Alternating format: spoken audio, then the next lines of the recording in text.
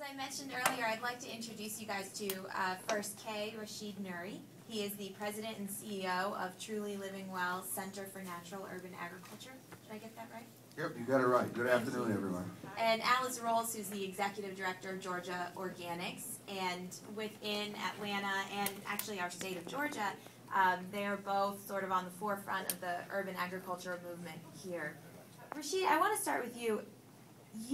If you wouldn't mind telling us a little bit about Truly Living Well and how you have been able to be successful, but also some of the specific obstacles that you've dealt with, because, you know, as we saw in the film, there's a lot of sort of bureaucratic components to the urban agriculture movement. Truly Living Well, we have 7 sites now around the city where we grow food. I was pointed out, we're the largest urban ag organization.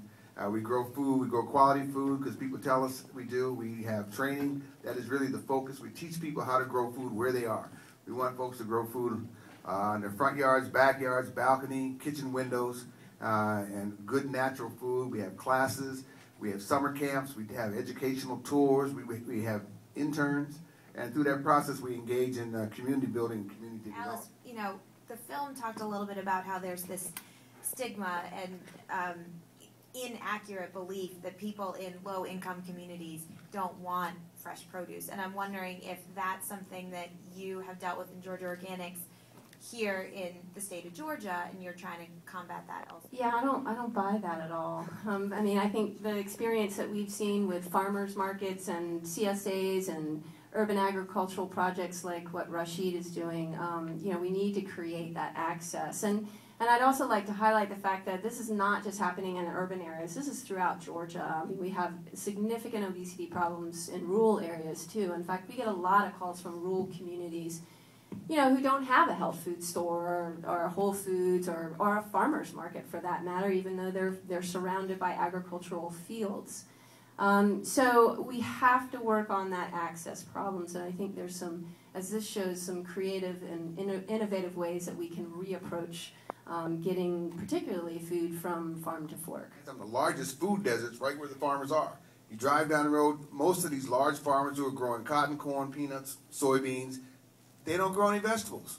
Yeah? So they have to travel miles and miles to find an IGA or a Piggly Wiggly where they can buy some food. So the largest food deserts are where the farmers are. It's crazy. I'd like you both to answer this. You mentioned the access problem, and I think the film also shows that there's a saturation problem in some areas where it's not that necessarily people are going hungry, but that it's that the food that they have, they're saturated with food that's bad for you, high in sodium, high in added sugars. How have you been able to carve out a place among that saturation for Truly Living Well and for Georgia Organics? Large portions of Atlanta are food deserts. Okay, be clear about that. Our emphasis has been primarily on the south side of town. We have our largest site right downtown. We're able to draw in the old Fourth Ward neighborhood. Except for that site, which was once a housing project that we've transformed, all of our other land are just oversized backyards.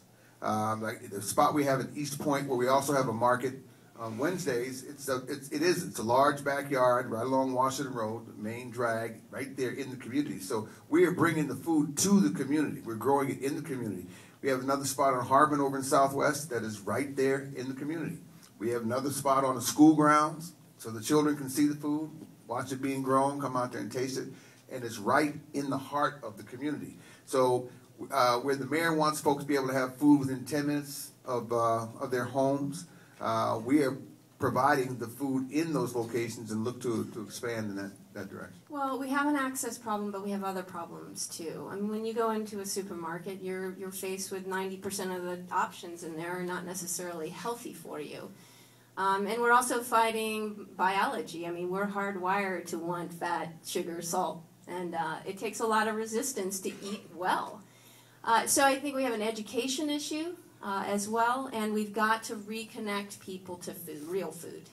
We're bombarded with advertisements that tell us to do otherwise, and you know, fruits and vegetables don't have some huge lobby.